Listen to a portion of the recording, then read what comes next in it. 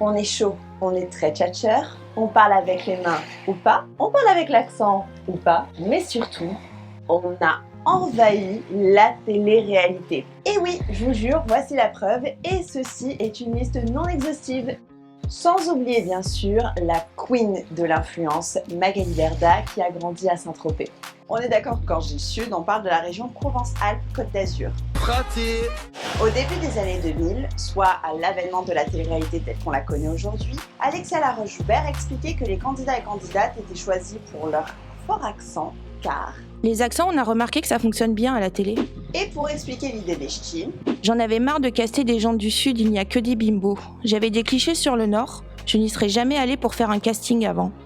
On va systématiquement dans le Sud parce que les gens ils sont hauts en couleur, mais il n'y a que des cagoles. mais elle ne boudera pas pour autant le Sud, comme le rappelle Valérie Ray-Robert dans son livre Télé-réalité, la fabrique du sexisme. Ce qui ne l'empêchera pas dès 2012 de produire également Les Marseillais, dont elle dira « C'était évidemment une référence opposée au Nord, on cherchait une communauté qui parle à tous, qui est référencée avec un accent fort, une sorte de patriotisme puissant, et de la tchatch et du bagou pour être capable de s'imposer dans des endroits compliqués dans le monde de la nuit. » En gros, la télévision aime les stéréotypes. C'est très facile en fait d'identifier tout de suite un candidat comme étant, je sais pas, le BG qui sort toujours en boîte dans le sud, la cagole, et la cougar, etc., etc. Tous ces stéréotypes-là sont très facilement identifiables par les gens et du coup, ils rendent d'une certaine façon les récits, la dramaturgie beaucoup plus faciles. On va pas faire par exemple une télé-réalité telle qu'il y a pu y avoir aux États-Unis avec par exemple les Jersey Shore, les trucs comme ça, où c'était spécifiquement par exemple la communauté italo-américaine ou alors spécifiquement la communauté noire. Et du coup, d'une certaine façon, les processus de communautarisation, si je peux employer un terme barbare, se déplacent et se retrouvent en termes régionaux. Les sudistes, ils ont un truc en plus. Je pense qu'ils aiment beaucoup faire la fête, ils sont très sociables. Je pense que c'est pour ça que voilà, les castings s'est regroupés dans le sud de la France, entre Nice et Marseille, et à Paris. Outre les Marseillais et ses programmes dérivés, on retrouve aussi le Sud comme lieu de tournage de très grosses émissions, notamment pendant la pandémie. Les Adrets de l'Estérel pour la maison des Marseillais contre le reste du monde, Saint-Tropez pour les princes et princesses de l'amour. Ceci dit, pour ces personnes, la télé-réalité c'est surtout un tremplin pour basculer vers l'influence. J'ai fait les princes de l'amour.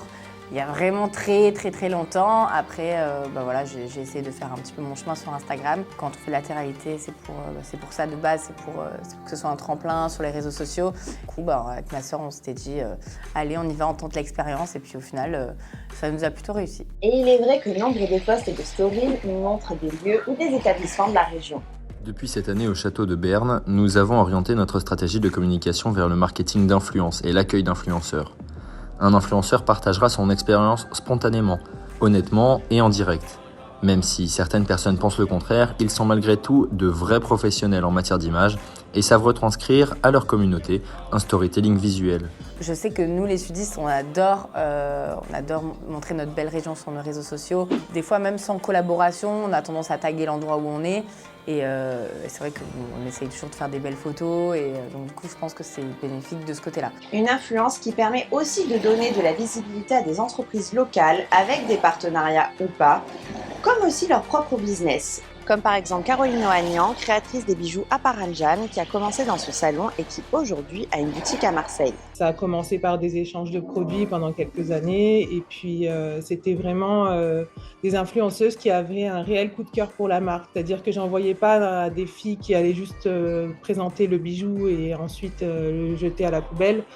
Ça m'intéressait pas du tout. Moi, je veux vraiment avoir affaire à des influenceuses qui aiment vraiment mes produits et qui vont les porter au quotidien. Ce qui lui a permis de faire évoluer sa marque avec des projets comme avec par exemple Stéphanie Durand qui a commencé dans les Marseillais. Ça a été une des premières qui a vraiment eu le coup de cœur pour la marque. Donc on a eu un gros coup de cœur mutuel et jusqu'à aujourd'hui on travaille ensemble, on a fait des collections capsules et d'ailleurs il y en a une qui va arriver bientôt, c'est une exclue que je vous donne là. Voilà, elle m'a donné ce petit coup de pouce au départ et voilà, je lui serai reconnaissante à jamais.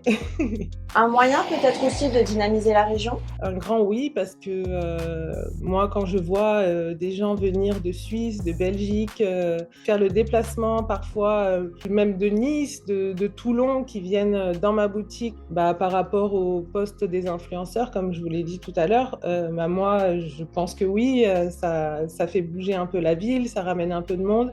Par contre, c'est très compliqué d'avoir des chiffres pour savoir en fait l'impact réel que peuvent avoir les influenceurs et influenceuses issus de télé-réalité sur la région. Bon, et petite parenthèse, c'est sans parler des problèmes qu'il peut y avoir, parce qu'il y en a, avec des placements de produits frauduleux ou pas très honnêtes.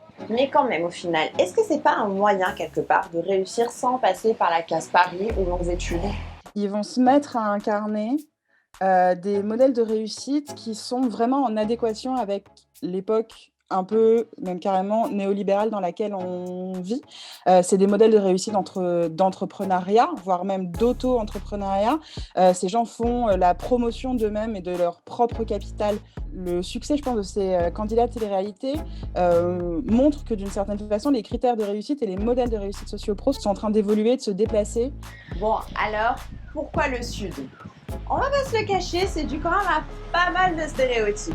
Mais bon, en vrai, faire la fête, c'est quand même toujours mieux au soleil, n'est-ce pas? Et pour vous, est-ce que c'est un moyen de dynamiser la région au niveau du tourisme, du commerce? Dites-nous tout en commentaire.